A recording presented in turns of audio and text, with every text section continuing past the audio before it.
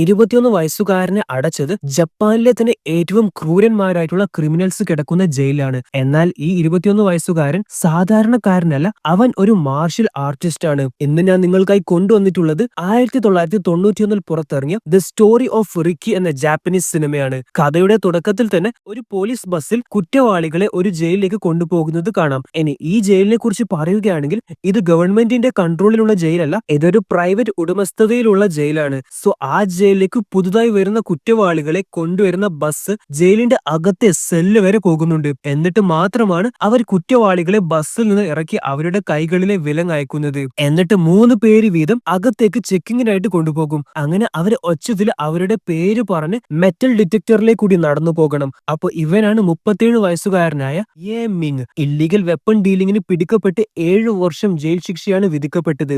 Lee Shaan എന്ന 28 വയസ്സുള്ള ഇദ്ദേഹത്തെ 5 വർഷമാണ് ജയിൽ ശിക്ഷ വിധിച്ചത്. ഇത് റിക് എന്ന 21 വയസ്സുകാരനായ നമ്മുടെ കഥാനായകൻ. കൊലക്കുറ്റത്തിന് 10 വർഷമാണ് ജയിൽ ശിക്ഷ വിധിക്കപ്പെട്ടത്. റിക്ക് മെറ്റൽ ഡിറ്റക്ടർ വഴി നടന്നു പോകുമ്പോൾ അലാം അടിയുകയാണ്. അങ്ങനെ പോലീസുകാരൊക്കെ പേടിച്ച് ഭയന്ന് പെട്ടെന്ന് റിക്കിനെ പിടികൂടുകയാണ്. കാരണം അവരുടെ വിചാരം റിക്ക് ആയുധം കൈവശം വെക്കുന്നുണ്ട് എന്നാണ്. എന്നാൽ അവര് സ്കാൻ ചെയ്തപ്പോൾ റിക്കിന്റെ നെഞ്ചിൽ നിന്നാണ് മെറ്റൽ ഡിറ്റക്ട് ആവുന്നത്. എക്സ്റേ ചെക്ക് ചെയ്തപ്പോൾ റിക്കിന്റെ നെഞ്ചിന്റെ അകത്ത് 5 ബുള്ളറ്റ്സ് ആണുള്ളത്. എന്തുകൊണ്ട് നീ ആ ബുള്ളറ്റ്സ് സർജറി ചെയ്ത് മാറ്റിയിട്ടില്ല എന്ന് ഓഫീസർ ചോദിച്ചപ്പോൾ അത് ഞാൻ എന്റെ ഓർമ്മക്കായി സോവിനിയറായി വെച്ചതാണ് എന്നായിരുന്നു റിക്ക് അണ്ണന്റെ മറുപടി. ഓക്കെ, ഇനി ഈ ജയിലിനെ കുറിച്ച് പറയുകയാണെങ്കിൽ 4 ഭാഗങ്ങളാണ് ജയിലുള്ളത്. ആ 4 ഭാഗത്തും കാവൽ നിൽക്കാനായി ഗാങ് ഓഫ് 4 എന്ന ഗാങ്ങിലെ 4 മെമ്പേഴ്സ് ഉണ്ട്. അവരാണ് ജയിലിലെ ഏറ്റവും പവർഫുൾ ആയിട്ടുള്ള ഗാങ്. ജയിലിലെ ഏറ്റവും ഉയർന്ന പദവിയിലുള്ളത് ജയിൽ വാർഡൻ ആണ്. അതിന്റെ കീഴിലുള്ളത് അസിസ്റ്റന്റ് ജയിൽ വാർഡൻ ആണ്. ഓക്കെ, ഇദ്ദേഹത്തിന്റെ പേരാണ് മാ. 2 ദിവസം കൂടി അദ്ദേഹം ജയിലിലുള്ളൂ. അത് കഴിഞ്ഞാൽ അദ്ദേഹം ജയിൽ മോചിതനാവുന്നതാണ്. എന്നാൽ അദ്ദേഹത്തെ ഉപദ്രവിക്കാനായിട്ട് 3 പേര് അവിടെ എത്തുകയാണ്. അദ്ദേഹം ജയിൽ മോചിതനായിട്ടും തന്റെ കുട്ടിയെ കാണാനായി പോകുമ്പോൾ കുട്ടിക്ക് സമ്മാനമായി കൊടുക്കാൻ അദ്ദേഹം തന്നെ വുഡ് കൊണ്ടുണ്ടാക്കിയ ഒരു ടോയ് ആണ് ഇത്. അത് എടുത്തു തന്നെ അവര് മാന്റെ തല കടിച്ച് പൊട്ടിച്ചു. അതുമാത്രമല്ല, അതിനുശേഷം ഒരു ബ്ലേഡ് വെച്ച് അവര് മാന്റെ മുഖത്ത് വെട്ടുകയും ചെയ്തു. അങ്ങനെ മാനെ ഉപദ്രവിച്ച് ഇവര് 3 പേരും പോകുന്ന സമയത്താണ് അവിടെ റിക്കി അണ്ണനും കേറി വന്നത്. റിക്കി ആ ഗാങ്ങിന്റെ ക്യാപ്റ്റനെ വീഴ്ത്താനായി ചെറുതായി ഒന്ന് കാല് വെച്ചു. അദ്ദേഹമാണെങ്കിലും മുഖം കുത്തി വീണത് ആണ്ടികളുടെ മുകളിലാണ്. അതിനുശേഷം അതിൽ ഒരുത്തിന് റിക്കിയെ ചോദ്യം ചെയ്യാനായി പോയി. എന്നാൽ റിക്കി ഒന്നും പറയാതെ ജസ്റ്റ് ഒന്ന് നോക്കിയതേ ഉള്ളൂ. ആ നോട്ടത്തിൽ തന്നെ അവന്മാര് 3 പേരും പേടിച്ച് ഭയന്നു പോവുകയാണ്. സോ ഇവിടെ ക്യാപ്റ്റന് കുടിക്കാനായി ചായയൊക്കെ ശിങ്കിടികൾ കൊണ്ടുവന്നു. എന്നാൽ പാവം ക്യാപ്റ്റന് സ്ട്രോ ഇല്ലാതെ കുടിക്കാൻ ആവത്തില്ല. അവൻ എന്നെ നാണം കെടുത്തി. അവനോട് എനിക്ക് പ്രതികാരം ചെയ്യണം. പക്ഷെ അവൻ നമ്മൾ വിചാരിക്കുന്ന പോലെയല്ല. അവന് എന്തോ ഒരു ശക്തിയുണ്ട്. ക്യാപ്റ്റൻ, നമുക്ക് എന്തുകൊണ്ട് സില്ലി ലങ്കിനോട് ഈ കാര്യം പറഞ്ഞുകൂടാ? സില്ലി ലങ് വിചാരിച്ചാൽ അവനെയൊക്കെ പുഷ്പം പോലെ തീർക്കാൻ പറ്റും. സില്ലി ലങ് എവിടെയുണ്ട് എന്ന് ചോദിച്ചപ്പോൾ അവൻ ഇപ്പോഴും സോളിറ്ററി സെല്ലിൽ തന്നെയുണ്ട്. എന്നാൽ ജയിലറിന് എന്തെങ്കിലുമായി കൈക്കൂലി കൊടുത്താൽ അവനെ നമുക്ക് വേണ്ടി ഇറക്കി തരും. സോ ഇവിടെ ഒരു ജയിലറിനോട് ക്യാപ്റ്റൻ ഈ കാര്യം പറയാണ്, അതായത് സില്ലി ലങ്ങിനെ സോളിറ്ററി സെല്ലിൽ നിന്ന് പുറത്തിറക്കാനായി. അപ്പൊ അദ്ദേഹം പറയാണ്, അത് വേണോ? അവൻ എപ്പോ പുറത്തിറങ്ങിയാലും എന്തെങ്കിലുമായിട്ട് ഒരു പ്രശ്നം സൃഷ്ടിക്കും. അപ്പൊ ക്യാപ്റ്റൻ പറയാണ്, എന്റെ ഈ മാസത്തെ മന്ത്ലി അലവൻസ് മുഴുവനായിട്ടും താങ്കൾക്ക് ഞാൻ തരാം. പക്ഷേ സില്ലി ലങ്ങിനെ സോളിറ്ററി സെല്ലിൽ നിന്ന് പുറത്തിറക്കണം. എനിക്ക് അവനെ കൊണ്ട് ഒരു ആവശ്യമുണ്ട്. അപ്പോ ഈ ഒരു സെക്ഷനിലാണ് സോളിറ്ററി സെൽസ് ഉള്ളത്.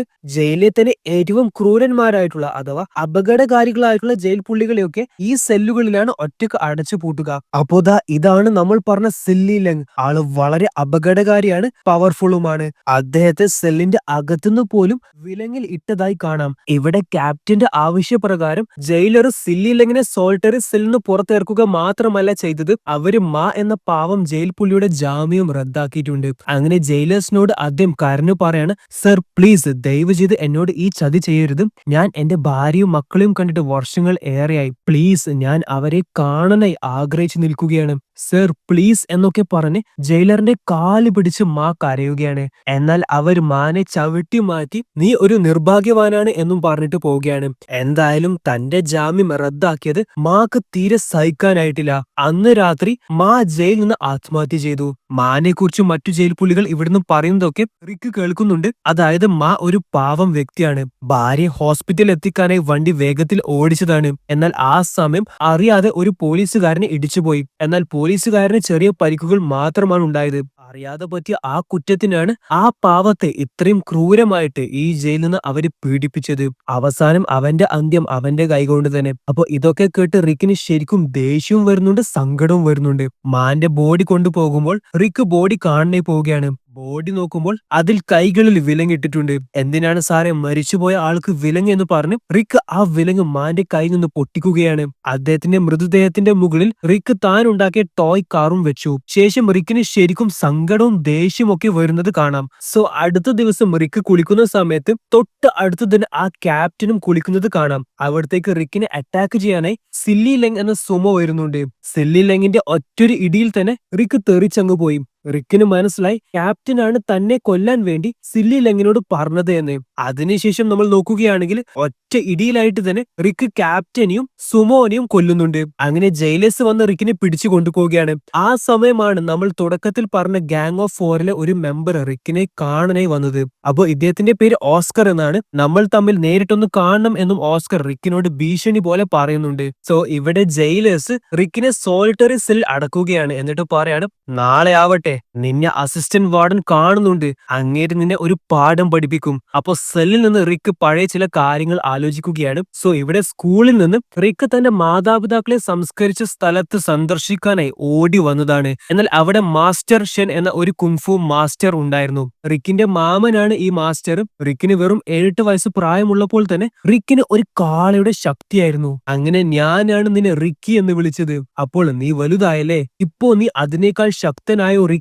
യെസ്, ഞാൻ ഇപ്പോൾ നല്ല ശക്തനാണ് എന്ന് പറഞ്ഞ് റിക്കി മാസ്റ്ററിന് തന്റെ കുങ്ഫു സ്കിൽസ് ഒക്കെ കാണിച്ചു കൊടുക്കുകയാണ്. അങ്ങനെ കുറെ സ്കിൽസ് ഒക്കെ കഴിഞ്ഞിട്ട് മാസ്റ്ററിനെ ചാലഞ്ച് ചെയ്ത് റിക്ക് ഫൈറ്റ് ചെയ്യാനായി പോവുകയാണ്. എന്നാൽ മാസ്റ്ററിനെ ചെറിയ ഒരു ബ്ലോക്കിൽ തന്നെ റിക്ക് തെറിച്ചങ്ങ് വീണു പോവുകയാണ്. റിക്ക്, നീ ശക്തനായാൽ മാത്രം പോരാ, നിനക്ക് വേണ്ടത് ഫോക്കസും ബ്രീത്ത് കൺട്രോളുമാണ്. മാസ്റ്റർ പ്ലീസ് എന്നെയും അത് പഠിപ്പിക്കാമോ എന്ന് റിക്ക് മാസ്റ്ററിന്റെ കാലിൽ വീണ് ചോദിക്കുകയാണ്. മാസ്റ്റർ, എനിക്കും ഒരു മാർഷൽ ആർട്ടിസ്റ്റ് ആവണം, എന്നിട്ട് പാവപ്പെട്ട ശക്തരല്ലാത്തവരെ അനീതിയിൽ നിന്ന് അവരെ രക്ഷിക്കണം. അങ്ങനെ മാസ്റ്റർ നമ്മുടെ റിക്കിനെ ഫോക്കസ് ചെയ്യാനും ബ്രീത്ത് കൺട്രോൾ ചെയ്യാനും മെഡിറ്റേഷന് എന്നുവേണ്ട എല്ലാ കുങ്ഫു ടെക്നിക്സും മാസ്റ്റർ റിക്കിനെ പഠിപ്പിക്കുകയാണ്. റിക്കിന് ഇതിനോടൊക്കെ ഭയങ്കര താല്പര്യമുള്ളത് കൊണ്ട് തന്നെ എല്ലാം വളരെ പെട്ടെന്ന് തന്നെ റിക്ക് പഠിച്ചെടുക്കുന്നുമുണ്ട്. അതിനുശേഷം വലിയ തടിയുള്ള കല്ലുകൾ വെച്ച് അത് റിക്കിനോട് മാസ്റ്റർ പൊട്ടിക്കാനായി പറയുകയാണ്. അങ്ങനെ റിക്കിന്റെ ദേഹത്തേക്ക് ഒരുപാട് വലിയ തടിച്ച കല്ലുകൾ മാസ്റ്റർ എറിയുകയാണ്. അതൊക്കെ നിഷ്പ്രയാസം റിക്ക് പൊട്ടിക്കുന്നുമുണ്ട്. അതായത് റിക്ക് കുങ്ഫു സ്കിൽ ഒക്കെ മാസ്റ്റർ ചെയ്ത് കഴിഞ്ഞു. സോ ഇവിടെ ജയിലേഴ്സ് റിക്കിനെ സെല്ലിൽ നിന്ന് അസിസ്റ്റന്റ് വാർഡന്റെ അടുത്തേക്ക് കൂട്ടിക്കൊണ്ടുപോകാനായി വന്നു. ഒറ്റൊരു കൈയും ഒറ്റൊരു കണ്ണും മാത്രമുള്ള തീറ്റ പണ്ടാരമായ കാണാൻ കിം ജോങ് ഉന്നെ പോലെയുള്ള ഇവനാണ് ജയിലിലെ അസിസ്റ്റന്റ് വാർഡൻ. അപ്പൊ ജയിലർ അസിസ്റ്റന്റ് വാർഡന് റിക്കിന്റെ ഹിസ്റ്ററി വായിച്ചു കൊടുക്കുകയാണ്. പേര് റിക്ക്, വയസ്സ് 21, മാതാപിതാക്കളില്ല, പഠിച്ചതും വളർന്നതും ഓർഫനേജിലാണ്. ഫ്ലൂട്ട് പഠിക്കാനായി ഒരു മ്യൂസിക് സ്കൂളിൽ ചേർന്നിരുന്നു. എന്നാൽ 2 വർഷം അവിടുന്ന് കാണാതെയായി. ആ 2 വർഷം ഇവൻ എവിടത്തേക്കാണ് പോയതെന്ന് ആർക്കും അറിയത്തില്ല. തിരിച്ചു വന്നതിന് ശേഷം ഒരു ഗ്യാങ് ലീഡറിനെ കൊന്ന കുറ്റത്തിനാണ് ഇപ്പോൾ ജയിലിലായത്. സോ ഇവിടെ അസിസ്റ്റന്റ് വാർഡൻ തന്റെ വെപ്പ് കണ്ണൊക്കെ വെച്ച് റിക്കിനെ ചോദ്യം ചെയ്യാനായി വരികയാണ്. ആ 2 വർഷം നീ എവിടെയാണ് പോയത്? നിന്റെ നെഞ്ചത്ത് എങ്ങനെ 5 ബുള്ളറ്റ്സ് വന്നു? നീ പറയത്തില്ല അല്ലെ? നിന്നെ കൊണ്ട് പറയിപ്പിക്കാൻ പറ്റുമോ എന്ന് ഞാനൊന്ന് നോക്കട്ടെ. ഇത് നിനക്ക് ഇന്ന് രാവിലെ ജയിലിലേക്ക് വന്ന കത്താണ്. ഈ കത്തിൽ ഒരു പെൺകുട്ടിയുടെ ഫോട്ടോ ഉണ്ട്, ദാ വന്നെടുക്ക്. റിക്ക് അത് എടുക്കാനായി പോയപ്പോൾ ഈ അസിസ്റ്റന്റ് വാർഡന് അദ്ദേഹത്തിന്റെ വെപ്പ് കൈ കൊണ്ട് റിക്കിന്റെ കയ്യിൽ കുത്തിപ്പിടിക്കുകയാണ്. എന്നിട്ട് വീണ്ടും ഇതേ ചോദ്യങ്ങൾ ചോദിച്ചു. റിക്ക് വീണ്ടും മറുപടിയൊന്നും കൊടുത്തിട്ടില്ല. നിന്നെ കൊണ്ട് പറയിപ്പിക്കാൻ പറ്റുമോ എന്ന് ഞാനൊന്ന് നോക്കട്ടെ എന്ന് പറഞ്ഞ് ആ പെൺകുട്ടിയുടെ ഫോട്ടോ അസിസ്റ്റന്റ് വാർഡനെ ചുരുട്ടി കൂട്ടുകയാണ്. അങ്ങനെ റിക്കിന് ഭയങ്കരമായിട്ട് ദേഷ്യം വന്നു. ആ ടേബിളൊക്കെ പൊട്ടിച്ച് അദ്ദേഹത്തെ അറ്റാക്ക് ചെയ്യാനായി പോവുകയാണ്. എന്നാൽ റിക്ക് അദ്ദേഹത്തെ ഒന്നും ചെയ്തിട്ടില്ല, ജസ്റ്റ് ഒന്ന് പേടിപ്പിച്ചു വിട്ടു. എന്നിട്ട് ആ പെൺകുട്ടിയുടെ ഫോട്ടോ എടുത്ത് റിക്ക് തിരിച്ച് സെല്ലിലേക്ക് പോവുകയാണ്. സോ രാത്രി റിക്ക് ആ ഫോട്ടോ നോക്കി സങ്കടപ്പെട്ട് ഫ്ലൂട്ട് വായിച്ച് പഴയ കാര്യങ്ങൾ ആലോചിക്കുന്നത് കാണാം. അപ്പൊ ആ ഫോട്ടോയിലുള്ളത് വേറെ ആരുമല്ല, റിക്കിന്റെ കാമുകിയാണ്. അപ്പൊ ഇവിടെ റിക്ക് പുള്ളിക്കാരുടെ കൂടെയുള്ള പഴയ കാര്യങ്ങളൊക്കെ ആലോചിക്കുകയാണ്. അടുത്ത ദിവസം ഇവിടെ ജയിലിലെ ഒരു ഗ്യാങ്, അതായത് നീതിക്ക് വേണ്ടി പൊരുതുന്ന ഒരു ഒരു ഗ്യാങ് നമ്മുടെ റിക്ക് കൊന്ന ക്യാപ്റ്റന്റെ ഷിങ്കിടിയെ പിടികൂടുകയാണ്. അവൻ കാരണമാണ് മാ ആത്മഹത്യ ചെയ്തത്. അങ്ങനെ ക്വാങ് എന്ന ഇദ്ദേഹം വാളുകൊണ്ട് ആ മൊട്ടത്തലേനെ കൊല്ലാനായി പോകുമ്പോൾ അവിടെ ഗ്യാങ് ഓഫ് ഫോറിന്റെ മെമ്പറായ ഓസ്കർ വന്നു. എന്നിട്ട് ആ മൊട്ടത്തലേനെ രക്ഷപ്പെടുത്തി ക്വാങ്ങിന്റെ തല വെട്ടിക്കൊന്നു കളഞ്ഞു. അപ്പോൾ ഇത് കണ്ട അസിസ്റ്റന്റ് വാർഡന് ഓസ്കറിനെ അഭിനന്ദിക്കുകയാണ്. അവന് അങ്ങനെ തന്നെ വേണം, അവനൊക്കെ ആ റിക്ക് എന്നവന്റെ സൈഡിലാണ്. ഓസ്കർ, നീ എന്റെ ഓഫീസിലേക്ക് വാ, എനിക്ക് നിന്നോട് സംസാരിക്കണം. എന്നിട്ട് ഓസ്കറിന് ഒരു കത്തി കൊടുത്തിട്ട് പറയണം, ആ റിക്ക് എന്നവനെ നീ കൊല്ലണം. അവനെ ഇവിടുന്ന് വളരാൻ അനുവദിച്ചുകൂടാ. അവൻ വളർന്നാൽ ഈ ജയിലിലെ ലീഡർ തന്നെ അവനായിരിക്കും. അതുകൊണ്ട് അവനെ മുളയിലെ നുള്ളിക്കളയണം. പോയി അവനെ കൊന്നുകള ഓസ്കർ. സോ ഇവിടെ ഓസ്കർ ഷർട്ട് ഇല്ലാതെ ഒരു കുരിശിന്റെ മുകളിൽ തന്നെ ടാറ്റോ ഒക്കെ കാണിച്ച് ഇരിക്കുന്നത് കാണാം. ആ കുരിശിൽ തന്നെ ക്വാങ്ങിനെ ചങ്ങലയിൽ കെട്ടിയിട്ടിട്ടുമുണ്ട്. സോ അത് ചോദിക്കാനായി റിക്ക് അവിടെ ചെന്നു. നീ ജീവിക്കേണ്ടവനല്ല എന്ന് പറഞ്ഞ് ഓസ്കർ റിക്കുമായി ഫൈറ്റ് ചെയ്യാനായി പോവുകയാണ്. എന്നാൽ റിക്ക് പറയാണ്, നിനക്ക് എന്നോട് ഏറ്റുമുട്ടാം, എന്നാൽ ലെറ്റ്സ് ബി ഫെയർ, ആദ്യം ഈ കുരിശിൽ നിന്ന് ക്വാങ്ങിനെ അയച്ചുവിട്, അതിനുശേഷമാവാം നമ്മൾ തമ്മിൽ. പക്ഷെ അതൊന്നും കേൾക്കാൻ ഓസ്കർ തയ്യാറല്ല. ഓസ്കർ റിക്കിനെ ചവിട്ടി തെറിപ്പിച്ചു. മറ്റു ജയിൽ പുള്ളികൾ റിക്കിനോട് പറയാണ്, റിക്ക്, നീ രക്ഷപ്പെടുന്നതാണ് നല്ലത്. കാരണം ഓസ്കർ ഷർട്ട് അയച്ച് ടാറ്റു കാണിച്ചിട്ടുണ്ടെങ്കിൽ അതിനർത്ഥം കൊല്ലാനാണ്. അതുകൊണ്ട് റിക്ക്, നീ രക്ഷപ്പെടുന്നതാണ് നല്ലത്. എന്നാൽ അങ്ങനെയാണെങ്കിൽ ഒരു കൈ നോക്കിയിട്ട് തന്നെ കാര്യം. റിക്ക് ഓസ്കറുമായി ഏറ്റുമുട്ടുകയാണ്. അതേപോലെ ജയിലിലെ എല്ലാവരുടെയും മുന്നിൽ വെച്ച് ഗ്യാങ് ഓഫ് ഫോറിലെ ഒരു മെമ്പറായ ഓസ്കറിനെ റിക്ക് ജയിലിൽ നിന്ന് കൊന്നു കളഞ്ഞു. അതിനുശേഷം റിക്ക് ക്വാങ്ങിനെ ചങ്ങലയിൽ കെട്ടിയിട്ട് കുരിശു താഴ്ത്തുകയാണ്. എന്നാൽ ക്വാങ് ഓൾറെഡി മരണപ്പെട്ടിരുന്നു. അങ്ങനെ ജയിൽ പുള്ളികൾക്ക് മനസ്സിലായി അസിസ്റ്റന്റ് വാർഡനും ഇതിൽ പങ്കുണ്ട് എന്ന്. അങ്ങനെ എല്ലാ ജയിൽ പുള്ളികളും അസിസ്റ്റന്റ് വാർഡനെ തല്ലാനായി പോവുകയാണ്. നിങ്ങൾക്ക് എങ്ങനെ ധൈര്യം വന്നു എന്റെ നേർക്ക് തിരിയാൻ? അപ്പൊ അവര് പറയാണ്, ഞങ്ങളുടെ കൂടെ റിക്ക് ഉണ്ടെങ്കിൽ അതാണ് നമ്മുടെ ഏറ്റവും വലിയ ധൈര്യം. ഓഹോ, ഗ്യാങ് ഓഫ് ഫോറിലെ ബാക്കിയുള്ള 3 പേര് നിങ്ങൾക്കപ്പോ ഭയമില്ലേ എന്ന് അസിസ്റ്റന്റ് വാർഡൻ ചോദിക്കാണ്. അപ്പോഴേക്കും അവിടെ ഗ്യാങ് ഓഫ് ഫോറിലെ ബാക്കിയുള്ള 3 പേരും എത്തുകയാണ്. അവരെ കണ്ടപ്പോൾ ജയിൽ പുള്ളികളൊക്കെ ഭയന്ന് പിന്നോട്ടേക്ക് പോവുകയാണ്. സോ ഇതാണ് ഹ്വാങ് ച്വാൻ. ആക്ച്വലി പുള്ളിക്കാരി റിയൽ ലൈഫിലെ ഒരു സ്ത്രീയാണ്, എന്നാൽ ആൾ ഒരു മാർഷ്യൽ ആർട്ടിസ്റ്റ് ആണ്. എനിവേസ് ഈ സിനിമയിൽ പുള്ളിക്കാരി ഒരു പുരുഷനാണ്. ഇത് ടൈസാൻ ആൻഡ് ഇത് ഷിരാഗാമി. സോ ജയിൽ പുള്ളികൾ എല്ലാവരും റിക്കിനോട് അവരെ 3 പേരും തീർക്കാനായി പറയുകയാണ്. എന്നാൽ റിക്ക് അവരോട് ഏറ്റുമുട്ടാതെ ക്വാങ്ങിന്റെ ബോഡിയും എടുത്തു പോവുകയാണ്. നമുക്ക് ഇവിടെ ഇനി കൊലപാതകമൊന്നും വേണ്ട എന്നും പറഞ്ഞിട്ട്. റിക്ക് വളരെ ശക്തനാണ് എന്ന് മനസ്സിലായ അസിസ്റ്റന്റ് വാർഡന് റിക്കിനെ സ്വന്തം ടീമിലേക്ക് എടുക്കാൻ വേണ്ടി, അഥവാ ഗ്യാങ് ഓഫ് ഫോറിലെ ഒരുത്തനെ റിക്ക് കൊന്നല്ലോ, ആ ഗ്യാങ്ങിലെ ഒരാൾ ആവണമോ എന്നൊക്കെ റിക്കിനോട് അസിസ്റ്റന്റ് വാർഡൻ ചോദിക്കുന്നുണ്ട്. എന്നാൽ റിക്ക് മറുപടി ഒന്നും കൊടുക്കാതെ പോവുകയാണ്. ഇതാണ് ഷാ എന്ന ഈ പയ്യന്റെ ഗോഡ് ഫാദർ ആണ് ഓസ്കർ കൊന്ന ക്വാങ്. റിക്ക് എപ്പോഴും ഇല വെച്ച് ഫ്ലൂട്ടിന്റെ ശബ്ദമാക്കുന്നത് ഷാ കാണാറുണ്ട്. അപ്പൊ അതേപോലെ ഷാ സങ്കടത്തോടെ ഇരുന്ന് അനുകരിക്കാനായി നോക്കുകയാണ്. എന്നാൽ പറ്റുന്നില്ല.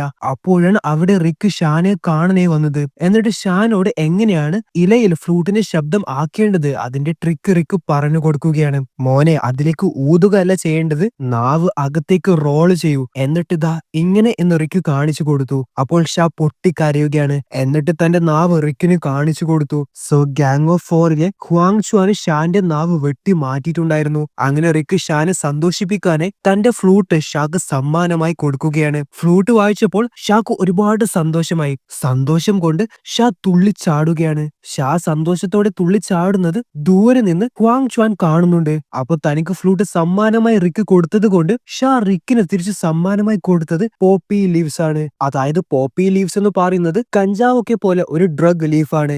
ഇത് നിനക്ക് എവിടുന്നാ കിട്ടിയത്? ഇത് ഇവിടെ നിരോധിച്ചതല്ലേ എന്ന് റിക്ക് ചോദിച്ചപ്പോൾ ഷാ വെസ്റ്റ് സെല്ല് ചൂണ്ടിക്കാണിച്ച് അവിടുന്നാണ് എനിക്ക് കിട്ടിയത് എന്ന് പറയാണ്. അപ്പൊ ഷാ റിക്കിനോട് ഇതൊക്കെ കാണിച്ചു കൊടുക്കുന്നത് ഹ്വാങ് ച്വാന് കാണുന്നുണ്ട്. അങ്ങനെ ഹ്വാങ് ച്വാനും മറ്റു 2 പേരോടും ഈ കാര്യം പറഞ്ഞു. അതായത് പോപ്പി ലീവ്സിനെ കുറിച്ച് ഷാ റിക്കിനോട് പറഞ്ഞു കൊടുത്തു. സംസാരിക്കാനാവാത്ത അവൻ എങ്ങനെ പറയാനാ? അവൻ റിക്കിന് ആ സ്ഥലം ചൂണ്ടിക്കാണിച്ചു കൊടുത്തിട്ടുണ്ട്. അങ്ങനെ അവര് ഷാനെ വിളിച്ചു വരുത്തി. എന്നിട്ട് ഷാക്ക് കത്തി കൊടുത്തിട്ട് ഈ കത്തി കൊണ്ട് റിക്കിനെ പോയി കൊല്ലെന്ന് പറയാണ്.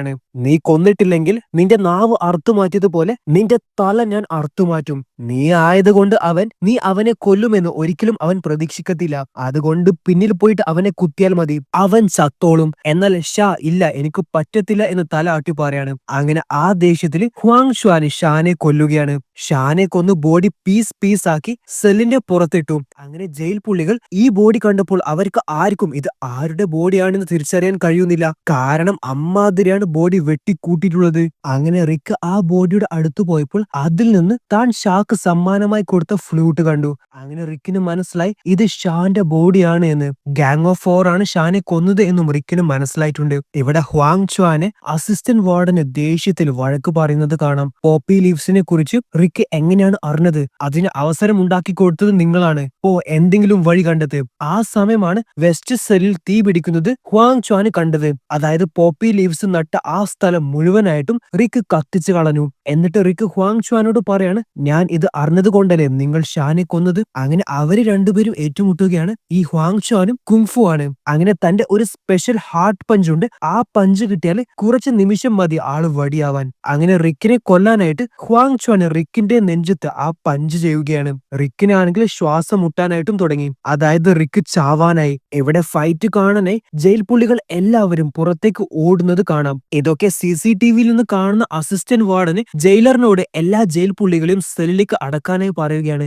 ആ സമയം മറ്റൊരു ജയിലർ അസിസ്റ്റന്റ് വാർഡന് ഒരു ഇൻഫോർമേഷൻ കൊടുക്കാനായി വന്നു. സ്റ്റേഷനിൽ നിന്ന് ഒരു കോൾ വന്നിരുന്നു, വാർഡൻ നാളെ തിരിച്ചെത്തും എന്ന് പറഞ്ഞിട്ട്. അപ്പൊ അത് കേട്ടപ്പോ അസിസ്റ്റന്റ് വാർഡൻ ആകെ ഷോക്കായി. അപ്പൊ എങ്ങേരെ ഷോക്കായെങ്കിൽ ഗൈസ് നിങ്ങൾക്ക് ഊഹിക്കാമല്ലോ, എങ്ങേരെക്കാൾ വലിയ എന്തോ സാധനമാണ് ആ വരാൻ പോകുന്ന ജയിലിന്റെ മെയിൻ വാർഡൻ. അങ്ങനെ ജയിലറിനോട് 0 അലാം അടിക്കാനായി പറയുകയാണ്. അപ്പൊ എന്താ 0 അലാം എന്ന് വെച്ചാൽ ജയിലിന്റെ പുറത്തുള്ള ജയിൽ പുള്ളികളൊക്കെ ഷൂട്ട് ചെയ്യലാണ്. അപ്പോ ആ അലാറം കേട്ടാൽ പെട്ടെന്ന് എല്ലാവരും സെല്ലിലേക്ക് പോകണം, അല്ലെങ്കിൽ വെടികൊണ്ട് ചാവും. അപ്പൊ ഇവിടെയാണെങ്കിൽ നമ്മൾ പറഞ്ഞു റിക്കിന് നേരത്തെ നെഞ്ചത്ത് ഹ്വാങ് ച്വാന്റെ പഞ്ച് കിട്ടി ആള് ചാവാനായി പോവുകയാണ് എന്ന്. എന്നാൽ റിക്ക് തന്റെ മാസ്റ്റർ പണ്ട് പറഞ്ഞ ചില ടെക്നിക്സ് ഓർക്കുകയാണ്. അങ്ങനെ റിക്ക് വീണ്ടും തിരിച്ചു വന്നു. അത് കണ്ട് ഹ്വാങ് ച്വാനും മനസ്സിലായി ഇവനും കിഡിലൻ കുങ്ഫു മാർഷൽ ആർട്ടിസ്റ്റ് ആണ് എന്ന്. എന്തായാലും ഇവിടെ ഗാങ് ഓഫ് 4ഉം റിക്കും ഏറ്റുമുട്ടുന്ന സമയത്താണ് 0 അലാം അടിന് വെടിവെപ്പ് തുടങ്ങിയത്. അങ്ങനെ അവരും ഫൈറ്റ് നിർത്തി സെല്ലിലേക്ക് ഓടുകയാണ്. സെല്ലിൽ നിന്ന് അസിസ്റ്റന്റ് വാർഡന് റിക്കിന്റെ ദേഹത്ത് സിമെന്റ് ഇട്ട് കട്ട് പിടിപ്പിച്ച് മറ്റൊരു സെല്ലിലേക്ക് ലോക്ക് ചെയ്യുന്നുമുണ്ട്. അപ്പൊ ഇവിടെ ജയിലിലെ മെയിൻ വാർഡൻ വരാൻ വേണ്ടി അദ്ദേഹത്തെ സ്വീകരിക്കാൻ വേണ്ടി എല്ലാ ജയിലേഴ്സും അതേപോലെ അസിസ്റ്റന്റ് വാർഡനും ജയിലിന്റെ പുറത്ത് നിൽക്കുകയാണ്. എന്നാൽ അദ്ദേഹത്തെ കാണുന്നില്ല. ഒരുപാട് സമയം അവര് കാത്തു നിന്നു. അവന്മാരൊക്കെ ഉറങ്ങിപ്പോയി.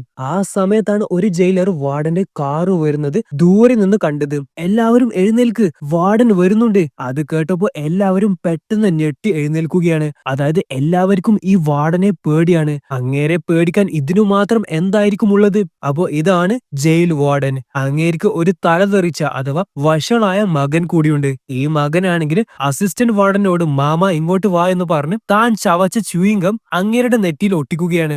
എന്നിട്ട് അങ്ങേരെ തള്ളിയിട്ട് ചാടി പോകുന്ന സമയത്ത് ആ പയ്യൻ അവിടെ നിലത്ത് വീണു. എന്നിട്ട് അച്ഛന്റെ അടുത്ത് പോയി കരയുകയാണ്. മോന് കരയണ്ട, ആരാണ് ഇവിടെ ഈ കാർപ്പറ്റ് റോൾ ചെയ്തത് എന്ന് വാർഡൻ ചോദിച്ചു. ഞാനല്ല സർ എന്ന് പേടിച്ച് അസിസ്റ്റന്റ് വാർഡൻ പറയാണ്. അപ്പൊ ഒരു ജയിലർ ഒരു ജയിൽ പുള്ളിയെ പിടിച്ചിട്ട് പറയാണ്, സർ ഇവനാണ് ഇവിടെ കാർപ്പറ്റ് റോൾ ചെയ്തത്. സർ ഞാനല്ല എന്ന് കരഞ്ഞുകൊണ്ട് ആ ജയിൽ പുള്ളിയും പറയാണ്. അടുത്ത പ്രാവശ്യം കാർപ്പറ്റ് റോൾ ചെയ്യുമ്പോൾ മര്യാദക്ക് റോൾ ചെയ്യണം എന്നും പറഞ്ഞു തന്റെ കയ്യിലെ വടി കൊണ്ട് ആ ജയിൽ പുള്ളിയുടെ കണ്ണിൽ കുത്തി കണ്ണ് വലിച്ചു പുറത്തെടുത്തു. അപ്പൊ അതാണ് നമ്മുടെ വാർഡന്റെ പ്രത്യേകത, ആൾക്കാരെ വെറുതെ ശിക്ഷിക്കും. സോ ഗൈസ്, അസിസ്റ്റന്റ് വാർഡന്റെ ഒരു കൈയും കണ്ണുമൊക്കെ എങ്ങനെയായിരിക്കും നഷ്ടപ്പെട്ടിട്ടുണ്ടാവുക എന്ന് ഇപ്പോൾ നിങ്ങൾക്ക് ഏകദേശം ഒരു ഐഡിയ കിട്ടിയിട്ടുണ്ടാവും. ഈ കണ്ണുപോയ ജയിൽ പുള്ളിയെ നോക്കി ആ വഷളായ മകന് നാവ് പുറത്തിട്ട് കളിയാക്കുന്നതും കാണാം. അസിസ്റ്റന്റ് വാർഡൻ പറ, ഞാൻ ഇവിടെ ഇല്ലാത്ത സമയത്ത് ഇവിടെ എന്തൊക്കെയാ നടന്നത്? അങ്ങനെ നടന്ന കാര്യങ്ങളൊക്കെ വാർഡനോട് അസിസ്റ്റന്റ് വാർഡൻ പറയാണ്. ചില ജയിൽ പുള്ളികൾ കൊല്ലപ്പെട്ടു. അതേപോലെ അസിസ്റ്റന്റ് വാർഡൻ ഭയന്നുകൊണ്ട് മറ്റൊരു കാര്യം കൂടി പറയാണ്. അതായത് ഒരു ജയിൽ പുള്ളി സർ പോപ്പി ലീവ്സ് നട്ട സ്ഥലം ഇന്നലെ രാത്രി മുഴുവനായിട്ടും കത്തിച്ചു കളഞ്ഞു. അത് കേട്ടപ്പോ വാർഡന് നെഞ്ചുവേദന വന്നു. പെട്ടെന്ന് അസിസ്റ്റന്റ് വാർഡന് മരുന്ന് എടുത്തു കൊടുക്കുകയും ചെയ്തു. സോ ഇവിടെ സിമെന്റിൽ കട്ട് പിടിച്ച് കൈകൾ മുകളിൽ വിലങ്ങിലിട്ട് സെല്ലിൽ പൂട്ടിയിട്ട റിക്കിനെ കാണാം. സർ ഇവനാണ് ഇതൊക്കെ ചെയ്തത് എന്ന് പറഞ്ഞ് വാർഡന് അസിസ്റ്റന്റ് വാർഡന് റിക്കിനെ കാണിച്ചു കൊടുക്കുകയാണ്. എന്നാൽ വാർഡനെ കണ്ടപ്പോൾ തന്നെ റിക്ക് തന്റെ വിലങ്ങൊക്കെ പൊട്ടിച്ചു കളഞ്ഞ് സെല്ലിൽ നിന്ന് വാർഡന്റെ കഴുത്തിന് കയറി പിടിക്കുകയാണ്. ഞാൻ നിന്നെ ഇന്നലെ രാത്രി തൊട്ട് കാത്തു നിൽക്കുകയാണ്. നീയാണല്ലേ പോപ്പി ലീവ്സ് നട്ടത്, നീയാണല്ലേ ഉടമ എന്നൊക്കെ പറഞ്ഞ് റിക്ക് വാർഡനെ കൊല്ലാനായി പോവുകയാണ്. എന്നാൽ ആ സെല്ലിലേക്ക് തായ്സാൻ എന്നവൻ ഇടിച്ചു കയറി വരികയാണ്. എന്നിട്ട് റിക്കിനെ അടിച്ചു വീഴ്ത്തി, നിന്നെ ഞാൻ കുറെയായി കയ്യിൽ കിട്ടാൻ വേണ്ടി വെയിറ്റ് ചെയ്യുന്നു, വാ നമുക്ക് ഏറ്റുമുട്ടാം, നോക്കാം നീ എന്നെക്കാൾ ശക്തനാണോ എന്ന്. അങ്ങനെ ആ ഫൈറ്റ് കാണാനായി വാർഡൻ അവിടെ കസേര വെച്ച് ഇരിക്കുകയാണ്. അസിസ്റ്റന്റ് വാർഡനോട് പറയാണ്, സർ അതാണ് ടൈസാൻ, ഗാങ് ഓഫ് 4ലെ ഏറ്റവും പവർഫുൾ കുങ്ഫു ഫൈറ്റർ ആണ് ടൈസാൻ. റിക്ക് എന്നവൻ ഉറപ്പായും ചാവും. സാറ് കണ്ടോ? സോ ഇവിടെ റിക്കിനെ അടിച്ചിട്ട് താഴ്സൺ റിക്കിന്റെ തല 2 കമ്പി കഷ്ണത്തിന് നടുക്ക് വെച്ച് മുറുക്കുന്നത് കാണാം. സർ നോക്ക്, താഴ്സന്റെ ഓപ്പൺ കോക്കനട്ട് എന്ന ടെക്നിക്കാണത്. അതിൽ റിക്കിന്റെ തല തന്നെ പൊട്ടിത്തെറിക്കും. എന്നാൽ റിക്ക് തിരിച്ച് താഴ്സനെ അറ്റാക്ക് ചെയ്ത് താഴ്സനെ വീഴ്ത്തി. താഴ്സനെ എഴുന്നേൽക്കാനാവാത്ത അവസ്ഥയായി. അങ്ങനെ ആ സെല്ലിൽ താഴ്സനെയും അതേപോലെ റിക്കിനെയും മുകളിൽ നിന്ന് മെറ്റൽ പ്ലേറ്റ് വന്ന് ക്രഷ് ചെയ്യാനായി പോവുകയാണ്. എന്നാൽ റിക്ക് ആ മെറ്റൽ കുറെ സമയം പിടിച്ച് മുകളിലേക്ക് തന്നെ ആക്കുകയാണ്. അത് കണ്ട് വാർഡൻ അവിടുത്തെ മെറ്റൽസിന് ഷോക്കും അടുപ്പിക്കുന്നുണ്ട്. എന്നിട്ടും റിക്ക് വിടാതെ പിടിച്ചു നിന്നു. എന്നാൽ അവസാനം വീണു. റിക്കിനെ മെറ്റൽ പ്ലേറ്റ് ക്രഷ് ചെയ്യാനായി പോവുകയാണ്. എന്നാൽ ആ സമയം താഴ്സൺ എഴുന്നേൽക്കുകയാണ്. അസിസ്റ്റന്റ് വാർഡൻ സർ, ഞാൻ ഇതിന്റെ അകത്തുള്ളത് താങ്കൾ മറന്നോ? നീ അതിന് ഇനി ഒരു ഉപകാരവുമില്ലാത്തവനാണ്. നിന്നെ കൊണ്ട് ഒരു പ്രയോജനവുമില്ല. നീയും ചാവേണ്ടവനാണ് എന്നൊക്കെ അസിസ്റ്റന്റ് വാർഡന് താഴ്സനോട് പറയാണ്. എന്നാൽ ആ സമയം റിക്ക് പെട്ടെന്ന് സെല്ല് പൊട്ടിച്ച് പുറത്തിറങ്ങി. ആ മെറ്റൽ പ്ലേറ്റ് പിടിച്ചു വെച്ച് താഴ്സനോട് പുറത്തിറങ്ങി രക്ഷപ്പെടാനായി പറയുകയാണ്. എന്നാൽ റിക്ക് എനിക്ക് പറ്റത്തില്ല എന്ന് താഴ്സൻ പറയാണ്. അതേപോലെ താഴ്സൻ ആ മെറ്റൽ പ്ലേറ്റിന്റെ അകത്ത് പെട്ട് ക്രഷായി മരണപ്പെടുകയും ചെയ്തു. അതിനുശേഷം ഈ വാർഡന് റിക്കിനെ കെട്ടിയിട്ടിട്ട് ഒരു വലിയ കുഴിയുടെ നടുക്കിടുകയാണ്. അവിടെ മുഴുവനും ജയിൽ പുള്ളികൾ നിൽക്കുന്നുമുണ്ട്. വാർഡൻ മൈക്കിൽ അവരോട് പറയാണ് എല്ലാവരും അതിലേക്ക് മണ്ണ് വാരി ഇടുകയാണ്. അതായത് അവര് റിക്കിനെ ജീവനോടെ കുഴിച്ചു മൂടാനായി പോവുകയാണ്. എന്നാൽ ജയിൽ പുള്ളികൾ ഞങ്ങൾ അത് ചെയ്യത്തില്ല എന്ന് പറയാണ്. നിങ്ങൾ ചെയ്തിട്ടില്ലെങ്കിൽ നിങ്ങളെ കൊല്ലും എന്ന് ജയിലേഴ്സ് പറയാണ്. അങ്ങനെ അവര് റിക്കിനോട് ചോദിക്കാണ്, റിക്ക്, ഞങ്ങളോട് നിന്നെ ജീവനോടെ കുഴിച്ചു മൂടാനാണ് പറയുന്നത്, ഞങ്ങൾ എന്താണ് ചെയ്യേണ്ടത്? അപ്പൊ റിക്ക് അവരോട് പറയണം നിങ്ങളോട് എന്താണോ അവർ ആവശ്യപ്പെട്ടത് അതുപോലെ ചെയ്യുന്നത്. അങ്ങനെ അവര് സങ്കടത്തോടെ റിക്കിന്റെ ദേഹത്ത് മണ്ണ് വാരി ഇടുകയാണ്. അഥവാ റിക്കിനെ ജീവനോടെ കുഴിച്ചു മൂടുകയാണ്. വാർഡന് റിക്കിനോട് പറയാണ് നീ 7 ദിവസം ജീവനോടെ ആ കുഴിയിൽ ജീവിച്ചാൽ നിന്നെ ഞങ്ങൾ വെറുതെ വിടും. അപ്പോ റിക്കിനെ കുഴിച്ചു മൂടി റിക്കിന് ശ്വാസം കിട്ടാനായി ചെറിയ ഒരു ഓക്സിജൻ പൈപ്പും അവിടെ വെച്ചിട്ടുണ്ട്. സോ ഇവിടെ റിക്ക് കുഴിയിൽ നിന്ന് തന്റെ കാമുകയെ കുറിച്ച് ആലോചിക്കുകയാണ്. അതായത് പഴയ കഥ. ഒരു രാത്രി പുള്ളിക്കാരി ഒറ്റക്ക് നടന്ന് വീട്ടിൽ പോകുമ്പോൾ ചില ഗുണ്ടകൾ ഡ്രഗ്സ് വിൽക്കുന്നത് പുള്ളിക്കാരി കണ്ടു. അങ്ങനെ ആ കാര്യം റിക്കിനോട് പറയാനായി പുള്ളിക്കാരി ഓടിപ്പോകുന്ന സമയത്താണ് ഒരു ഗുണ്ട പുള്ളിക്കാരിയെ പിടികൂടിയത്. അങ്ങനെ അദ്ദേഹം ബലം പ്രയോഗിച്ച് പുള്ളിക്കാരിയെ തന്റെ ബെഡ്റൂമിൽ കൂട്ടിക്കൊണ്ടുവന്നു. എന്നാൽ പുള്ളിക്കാരി ബെഡ്റൂമിൽ നിന്ന് എങ്ങനെയൊക്കെയോ ഓടി രക്ഷപ്പെടുകയാണ്. ഓടി രക്ഷപ്പെടുന്ന സമയത്ത് ബിൽഡിങ്ങിന്റെ മുകളിൽ നിന്ന് വീണ് റിക്കിന്റെ കാമുകി മരണപ്പെട്ടു. അങ്ങനെ ഇവിടെ റിക്ക് സങ്കടത്തോടെ തന്റെ മരണപ്പെട്ടു പോയ കാമുകിയെ നോക്കുന്നത് കാണാം. അങ്ങനെ ദേഷ്യത്തിൽ തന്റെ കാമുകിയുടെ മരണത്തിന് കാരണമായ ആ ഗുണ്ടയെ കാണണേ റിക്ക് ചെന്നു. റിക്ക് അദ്ദേഹത്തെ അറ്റാക്ക് ചെയ്യാനായി വരുന്നത് കണ്ട് അദ്ദേഹം 5 തവണ റിക്കിനെ വെടിവെച്ചു. എന്നാൽ റിക്കിന് ഒന്നും സംഭവിച്ചിട്ടില്ല. ഈ 5 ബുള്ളറ്റാണ് ഇപ്പോഴും റിക്കിന്റെ നെഞ്ചിലുള്ളത്. അങ്ങനെ തന്റെ കാമുകിയുടെ മരണത്തിന് കാരണമായ ആ ഗുണ്ടയെ റിക്ക് കൊന്നുകളഞ്ഞു. അപ്പോ ആ കുറ്റത്തിനാണ് റിക്ക് 10 വർഷത്തെ ജയിൽ ശിക്ഷയ്ക്ക് വിധിക്കപ്പെട്ടത്. സോ ഗൈസ്, ഇവിടെ റിക്കിനെ കുഴിച്ചിട്ടിട്ട് 7 ദിവസമായി. എല്ലാവരും ആകാംക്ഷയോടെ നോക്കുകയാണ്. എല്ലാവർക്കും ഉറപ്പാണ് റിക്ക് എന്തായാലും മരിച്ചിട്ടുണ്ടാവുമെന്ന്. കാരണം എങ്ങനെയാണ് ഒരു മനുഷ്യൻ 7 ദിവസം ഭക്ഷണമൊന്നുമില്ലാതെ ഒരു കുഴിയിൽ അതിജീവിക്കാനായി സാധിക്കുക? വാർഡൻ പറയാണ് അവൻ അതിജീവിച്ചെങ്കിൽ അവൻ ഒരു സാധാരണ മനുഷ്യനൊന്നും ആയിരിക്കില്ല, അവൻ വല്ല സൂപ്പർമാനോ മറ്റോ ആയിരിക്കും. അങ്ങനെ അതൊക്കെ പറഞ്ഞ് ഇവന്മാര് ചിരിക്കുകയാണ്. JCB റിക്കിനെ കുഴിച്ച് പുറത്തെടുത്തു. നമുക്കറിയാം ഹീറോ സാധാരണക്കാരനല്ല എന്ന്. ഇവിടെ നമ്മൾ നോക്കുകയാണെങ്കിൽ റിക്ക് മരിച്ചിട്ടില്ല. റിക്ക് ആ ചങ്ങല പൊട്ടിച്ച് താഴെ ഇറങ്ങുകയാണ്. അങ്ങനെ റിക്കിനെ ഗാങ് ഓഫ് 4 ജീവനോടുള്ള 2 മെമ്പേഴ്സ് ചവിട്ടി നിലത്തിട്ടു. അങ്ങനെ അവര് റിക്കിനെ ക്രൂരമായി ഒരു ശിക്ഷ നൽകി ചോദ്യം ചെയ്യുകയാണ്. അതായത് 2 വർഷം നീ എവിടെയാണ് പോയത്, നീ എന്താണ് ചെയ്തത് എന്നൊക്കെ. എന്നാൽ റിക്കിന് അത്രയും അടി കിട്ടിയിട്ടും റിക്ക് ഒന്നും മിണ്ടിയിട്ടില്ല. സോ ഇവിടെ റിക്കിനെ ചങ്ങലക്കിട്ട് ഒരു സെല്ലിൽ ഭക്ഷണമൊന്നും കൊടുക്കാതെ അടച്ചിട്ടിട്ടാണുള്ളത്. അവിടെ റിക്കിന് ഭക്ഷണം എത്തിക്കാനായി ആരും കാണാതെ ഒരു ജയിൽ പുള്ളി വന്നു. എന്നിട്ട് റിക്ക്, നീ കുറെ ദിവസമായിട്ട് ഭക്ഷണം കഴിച്ചിട്ടില്ലല്ലോ, ദാ കഴിക്കെന്ന് പറഞ്ഞ് ഭക്ഷണം കൊടുത്തു. റിക്ക് അങ്ങനെ ആ ഭക്ഷണം കഴിക്കുകയാണ്. പക്ഷെ ഈ ജയിൽ പുള്ളി റിക്കിന് ഭക്ഷണം കൊടുത്തത് റിക്ക് കൊന്ന ക്യാപ്റ്റന്റെ മൊട്ടത്തലനായി ശിങ്കിടി കണ്ടു. അവൻ ആ കാര്യം അസിസ്റ്റന്റ് വാർഡനോട് പറഞ്ഞു. അങ്ങനെ ആ ജയിൽ പുള്ളിയെ ക്രൂരമായി മർദ്ദിച്ചിട്ട് അവനും വലിച്ചുകൊണ്ട് റിക്കിന്റെ സെല്ലിലേക്ക് അസിസ്റ്റന്റ് വാർഡൻ പോവുകയാണ്. എന്നാൽ അവിടെ റിക്കിനെ കാണുന്നില്ല. അങ്ങനെ സെല്ല് തുറന്ന് അവരെ റിക്കിനെ നോക്കാനായി ചെന്നു. അപ്പോ റിക്ക് മുകളിൽ ഒളിച്ചു നിൽക്കുന്നുണ്ടായിരുന്നു. ഒറ്റ അടിയിൽ ആ മൊട്ടത്തലേനെ റിക്ക് കൊന്നുകളഞ്ഞു. അതിനുശേഷം ആ ജയിൽ പുള്ളിയെ നോക്കാനായി പോയപ്പോൾ അദ്ദേഹം മരണപ്പെട്ടു. അങ്ങനെ ദേഷ്യത്തിൽ റിക്ക് അസിസ്റ്റന്റ് വാർഡനെ കൊല്ലാനായി പോവുകയാണ്. അദ്ദേഹം ജീവനും കൊണ്ട് ഓടി രക്ഷപ്പെടുമ്പോൾ അദ്ദേഹത്തെ പിടികൂടാൻ മറ്റു ജയിൽ പുള്ളികളും അവിടെ നിൽക്കുന്നുണ്ട്. അവർ അസിസ്റ്റന്റ് വാർഡന്റെ മറ്റേ കൈ വെട്ടിയെടുത്തു. എന്നിട്ട് അയാളെയും പൊക്കി വാർഡന്റെ അടുത്തേക്കാണ് അവര് പോകുന്നത്. ഓഹോ, നിന്നെ ജയിൽ പുള്ളികൾ കൂടി പന്നിക്കിട്ടോ, നീ ഇനി ജീവിച്ചിട്ട് എന്ത് കാര്യം എന്നും പറഞ്ഞ് വാർഡൻ തന്നെ അസിസ്റ്റന്റ് വാർഡനെ വെടിവെച്ച് കൊന്നുകളഞ്ഞു. ഓക്കെ, ഇനി കഥയുടെ ക്ലൈമാക്സ് നമ്മൾ നോക്കുകയാണെങ്കിൽ റിക്ക് റിക്ക് വാർഡനുമായിട്ടും അതേപോലെ ഗാങ് ഓഫ് ഫോറിന്റെ ജീവനോടുള്ള 2 മെമ്പേഴ്സുമായിട്ടും ഏറ്റുമുട്ടുകയാണ്. അങ്ങനെ ആദ്യം റിക്ക് അവരെ രണ്ടുപേരും കൊന്നുകളഞ്ഞു. അവസാനം ക്രൂരനായ ആ വാർഡനെയും റിക്ക് കൊന്നുകളഞ്ഞു. എന്നിട്ട് അങ്ങേരുടെ തലയും എടുത്തുകൊണ്ട് റിക്ക് മറ്റു ജയിൽ പുള്ളികളെ കാണാൻ പോവുകയാണ്. മറ്റു ജയിൽ പുള്ളികൾ അവിടുത്തെ ജയിലേഴ്സുമായിട്ട് ഫൈറ്റ് ചെയ്യാണ്. എല്ലാവരും നിർത്ത് എന്നൊക്കെ വാർഡന്റെ തല പൊക്കി പിടിച്ച് റിക്ക് പറഞ്ഞു. അതിനുശേഷം ആ തല വലിച്ചെറിഞ്ഞ് ശക്തിയിൽ ആ ജയിലിന്റെ മതിൽ റിക്ക് അടിച്ചു പൊട്ടിക്കുകയാണ്. എന്നിട്ട് ആ ജയിൽ പുള്ളികളോട് നമ്മൾക്ക് പോകാൻ സമയമായി, നമ്മൾ ഫ്രീ ആയി എന്നും പറഞ്ഞ് റിക്ക് ജയിലിൽ നിന്ന് ഇറങ്ങി പോവുകയാണ്. എവിടെയാണ് കഥ അവസാനിക്കുന്നത്? ഗൈസ്, നിങ്ങൾ ചാനൽ സബ്സ്ക്രൈബ് ചെയ്താണ് കഥ കണ്ടതെങ്കിൽ പെട്ടെന്ന് സബ്സ്ക്രൈബ് ചെയ്യൂ. എന്നാൽ മാത്രമേ നമ്മൾ അപ്ലോഡ് ചെയ്യുന്ന ലേറ്റസ്റ്റ് വീഡിയോസ് നിങ്ങൾക്ക് കാണാനാവത്തുള്ളൂ. അപ്പോൾ ശരി കൂട്ടുകാരെ, ബൈ ബൈ.